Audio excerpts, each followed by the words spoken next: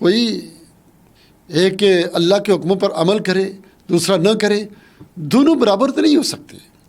افنجعل المسلمین کالمجرمین، ایک نماز نہیں پڑھتا، کچھ بھی نہیں کرتا، وہ بھی جنت میں، دوسرا بھی جنت میں، ایک بھی جنت وہ بھی جہنم میں۔ نہیں، اللہ کا نظام ایسا نہیں ہے۔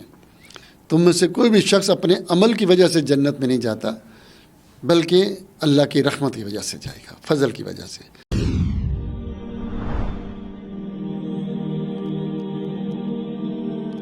الحمدللہ رب العالمین والعاقبۃ للمتقین والصلاۃ والسلام علی سید المرسلین وعلی آلہ واصحابہ اجمعین، اما بعد۔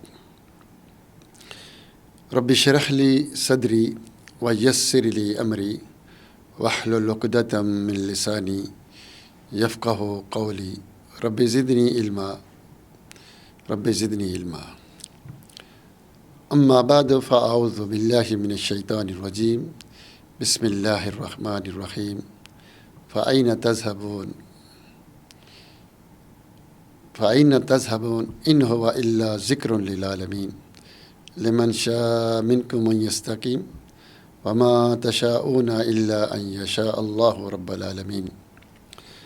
اللہ تعالیٰ کی حمد و ثنا رسول معظم صلی اللہ علیہ وآلہ وسلم پر درود و سلام کے بعد، بہت سارے ساتھی یہ کہتے ہیں کہ اللہ تعالیٰ نے ہمیں کیوں پیدا کیا؟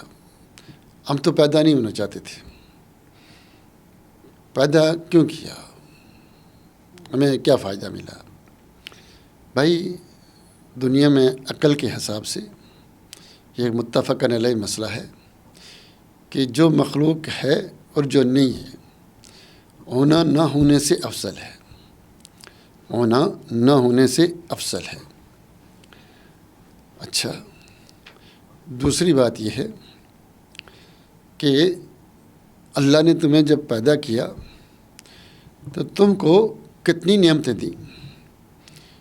تم زندہ ہو، کھانا کھاتے ہو، کتنے مزے لیتے ہو، پانی پیتے ہو، طرح طرح کے پھل کھاتے ہو، دنیا کو دیکھ رہے ہو، نظارے، بیویوں کے پاس جاتے ہو، کتنی حسین چیزیں دیکھتے ہو، کتنی اللہ کی نعمتیں ہیں۔ کیا یہ افضل ہے یا نعمتیں نہ ہونا افضل ہے؟ نہ ہونا اور نعمتوں کا نہ ہونا، اس سے پوچھے جس کے پاس آنکھ نہیں ہے، اس سے پوچھو جو سنتا نہیں ہے، اس سے پوچھو جو بولتا نہیں ہے، اس سے دیکھو جس کو دماغ نہیں ہے، جس کا دل نہیں ہے۔ تو یہ کوئی بحث نہیں ہے۔ ایک زمانہ تھا یہ بحث چلی تھی، لیکن پھر اہل علم نے، اہل عقل نے اس موضوع کو رد کر دیا، ریجیکٹ کر دیا کہ یہ کوئی بحث نہیں ہے، کوئی اہل علم، اہل عقل کا یہ سوال نہیں ہے، یہ سوال انتہائی غلط ہے کہ ہم نہ ہوتے، مخلوق نہ ہوتی، پوری دنیا ہی نہ ہوتی تو اس کا کیا فائدہ؟ اب یہ مخلوق ہے تو انسان ایک دوسرے سے فائدے اٹھا رہا ہے، نعمتیں۔ اب جو نقصان اٹھاتا ہے وہ اپنی غلطیوں کی وجہ سے، ان اصولوں، قانونوں، ضابطوں کو عمل نہ کرنے کی وجہ سے نقصان اٹھا رہا ہے۔ تو اس نقصان کی وجہ سے وہ لوگ جو صحیح اس طریقے پر چل رہے ہیں ان کو برا بھلا نہ کہے۔ دوسری بات یہ ہے جو اعتراض کیا جاتا ہے کہ اللہ ہمیں فرشتوں کی طرح بنا لیتا، ہم کھاتے پیتے عیش کرتے، پھر اس کے بعد کیا ہوتا؟ ہم ختم ہو جاتے۔ ہاں صحیح ہے، اللہ چاہتا تو تمہیں ایسا ہی پیدا کر دیتا، عقل نہ دیتا۔ اب دیکھیں نا کہ یہ اللہ تعالیٰ نے جانور پیدا کیے ہیں، شیر، بلی، کتا، جانور سارے، کیڑے مکوڑے، پرندے۔ تو یہ قیامت والے دن ایک دوسرے کے بدلے کے بعد اللہ ان کو مٹی بنا دے گا۔ ان کے لیے نہ جنت ہے نہ جہنم، کچھ بھی نہیں رکھی۔ کافر بھی قیامت والے دن کہے گا یا لیتنی کنت ترابا، کاش میں بھی مٹی ہو جاتا، مجھے جہنم میں نہ ڈالا جاتا۔ تو اللہ تعالیٰ نے ان کے لیے جنت اور جہنم نہیں بنائی، ان کو ہماری خدمت کے لیے بنایا ہے، ہماری آسانیوں کے لیے ان کو بنایا ہے۔ اللہ کی حکمتیں ہیں، نظام زندگی ایک بنایا ہے، اور ان کو جنت اور جہنم کے لیے نہیں بنایا۔ اور جن کو جہنم یا جنت میں ڈالنا تھا اور جس وجہ سے ڈالنا تھا وہ تھا ارادہ، اختیار، عقل، علم. اور یہ اللہ کی بہت بڑی نعمت ہے، اس سے بڑی نعمتیں کوئی نہیں. اور چونکہ اللہ نے ہمارے لیے رسولوں کو بھیجا، کتابیں اتاری، ہم یہ چاہتے تھے کہ اللہ یہ چاہتا ہے کہ ہم اللہ کے مرضی کے مطابق، اللہ کے حکموں کے مطابق عمل کریں، اور اللہ ہمیں توفیق دے، مدد کرے ہماری. تو اس لیے اللہ تعالیٰ نے ہمیں اتنی بڑی، اتنی زیادہ نعمتیں دیں، ارادہ اور اختیار دیا. اور پھر کوئی ایک اللہ کے حکموں پر عمل کرے، دوسرا نہ کرے، دونوں برابر تو نہیں ہو سکتے. افنجعل المسلمین کالمجرمین، ایک نماز نہیں پڑھتا، کچھ بھی نہیں کرتا، وہ بھی جنت میں، دوسرا بھی جنت میں، ایک بھی جنت، وہ بھی جہنم میں. نہیں، اللہ کا نظام ایسا نہیں ہے. اب اللہ تعالیٰ نے اتنی نعمتیں دے کر پیدا کیا انسان کو، اور سب سے بڑی نعمت عقل، دل، دیکھنا سننا، اچھائی اور برائی کی تمیز، ارادہ، اختیار. اور اس سے بہت چھوٹی سی چیز کہی کہ شرک نہ کرنا، میرے حکموں پر چلنا، میں غلطیاں بھی معاف کروں گا، توبہ کر لینا، شرک بھی معاف کر دوں گا، ہر گناہ بھی معاف کر دوں گا، اور اگر اس طرح زندگی گزاری تو میں جنت دوں گا، نہیں تو پھر جہنم میں رکھیے. اب اللہ تعالیٰ نے جو ہمیں اگر فرشتوں کی طرح پیدا کر دیتا، ہمیں ارادہ نہ دیتا، تو پھر یہ جنت نہیں تھی ہمارے لیے. تو پھر ہم نے خود اس کو اختیار کیا، اللہ سے مانگ کر لیا کہ ہمیں دے دو، اللہ نے ہم کو دی. پھر اللہ تعالیٰ کہتا ہے قرآن میں فَأَيْنَ تَذْهَبُونَ، کدھر جا رہے ہو؟ لِمَنْ شَاءَ مِنْكُمْ أَنْ يَسْتَقِيمَ، جس کا دل چاہتا ہے وہ سیدھا ہو جائے، دائیں بائیں آگے پیچھے نہ جائے. لِمَنْ شَاءَ مِنْكُمْ أَنْ يَسْتَقِيمَ وَمَا تَشَاءُونَ إِلَّا أَنْ يَشَاءَ اللَّهُ رَبُّ الْعَالَمِينَ. لیکن تمہارے چاہنے سے کچھ نہیں ہوگا جب تک رب نہ چاہے. ایک انسان چاہتا ہے، پہلی شرط یہ ہے کہ تم چاہو. لمن شاء منکم من یستقیم، یہ قرآن آ گیا، اسلام آ گیا، تمہارا ارادہ ہے، اختیار ہے، سوچ ہے، اس پر عمل کرو، اللہ کا حکم ہے، سیدھی سی بات ہے، جاؤ اس پر عمل کرو. لمن شاء منکم من یستقیم، پہلی شرط یہ کہ تم چاہو. ہم نے ہدایت پہنچا دی، رسولوں کو بھیج دیا، کتابیں اتار دی، عقل دے دی، سب کچھ تمہیں دیا ہے. اب تھوڑی سی کوشش تم کرو، تھوڑا سا ارادہ تم کرو، تم چاہو. پھر کیا کہا؟ لمن شاء منکم ان یستقیم وما تشاءون الا ان یشاء اللہ رب العالمین. لیکن تمہارے چاہنے سے کچھ نہیں ہوگا جب تک اللہ نہ چاہے. یعنی جب تک اللہ نہ چاہے، کوئی چور چوری نہیں کر سکتا، کوئی ڈاکو ڈاکہ نہیں ڈر سکتا، کوئی بدکار بدکاری نہیں کر سکتا، کوئی نمازی نماز نہیں پڑھ سکتا، کوئی حاجی حج نہیں کر سکتا، کوئی ایمان نہیں لا سکتا، کوئی کفر نہیں کر سکتا، کوئی شرک نہیں کر سکتا جب تک اللہ نہ چاہے. کفر وہ کرے گا جس کو اللہ توفیق دے گا کفر کی، شرک وہ کرے گا جس کو اللہ توفیق دے گا. اللہ کی بادشاہت میں، اللہ کی مخلوق میں ایک پتا بھی نیچے نہیں گر سکتا اس کے حکم کے بغیر.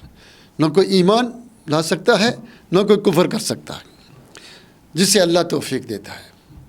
اللہ تعالیٰ نے پہلے بتلا دیا، سمجھا دیا کہ یہ جنت کا راستہ، یہ جہنم.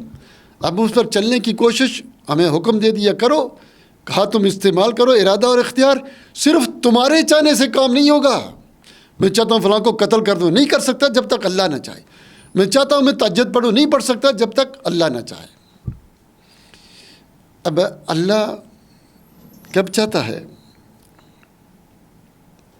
اللہ کب ہدایت دیتا ہے، کب نہیں دیتا،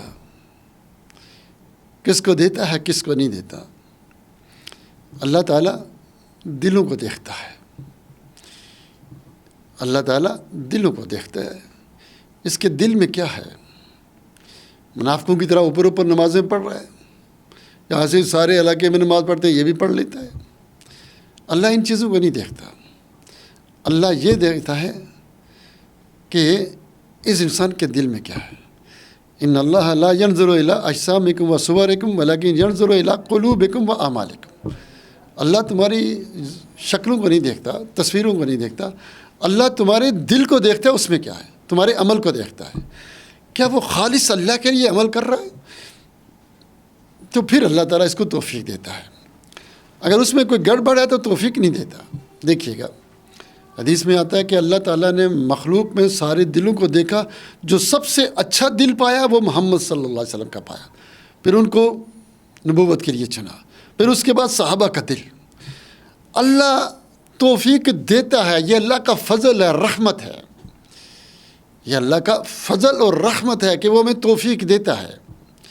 حدیث میں آتا ہے کہ یاد رکھیے گا کہ ہماری عمل کی وجہ سے ہمیں جنت نہیں ملے گی۔ لن يدخل احدکم الجنہ بعملہ، تم میں سے کوئی بھی شخص اپنے عمل کی وجہ سے جنت میں نہیں جاتا، بلکہ اللہ کی رحمت کی وجہ سے جائے گا، فضل کی وجہ سے۔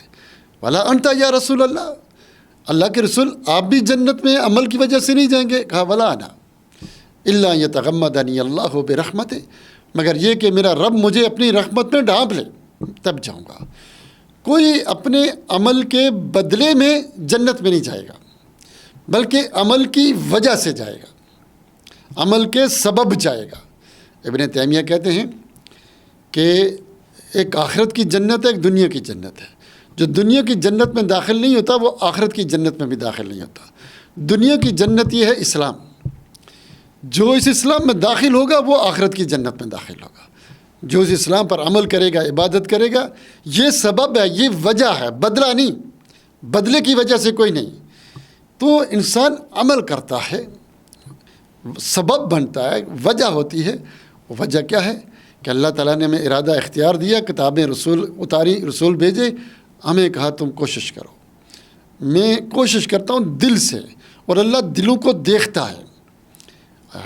جنت میں جانا، عبادت کی توفیق، یہ اللہ کا فضل ہے، بدلہ نہیں کہ مجھے اللہ نے توفیق دی میں نے یہ کیس دیا، نہیں، یہ صرف اللہ کا ایک فضل ہے، رحمت ہے کہ اللہ تعالیٰ نے مجھے توفیق دے دی نمازیں پڑھنے کی، تقریریں کرنے کی۔ یہ اللہ کا فضل ہے، میرا کوئی کمال نہیں۔ لیکن یہ اللہ فضل ہر ایک کو نہیں دیتا، اس کو دیتا ہے جو اس قابل ہوتا ہے۔ اللہ حکیم ہے، چیزوں کو وہاں رکھتا ہے جہاں رکھنے کے قابل ہوتی۔ تو اللہ اندر کے معاملات جانتا ہے، دل کے، کہ اس کا دل کیسا ہے، کیا یہ اس اسلام کے لیے ٹھیک ہے کہ نہیں، مناسب ہے کہ نہیں، یا اس نے اپنے آپ کو خراب کر لیا، گندہ کر لیا، اپنے آپ کو خراب کر لیا، گندہ کر لیا ہے، اس قابل ہی نہیں چھوڑا، گندگی بن گئی ہے۔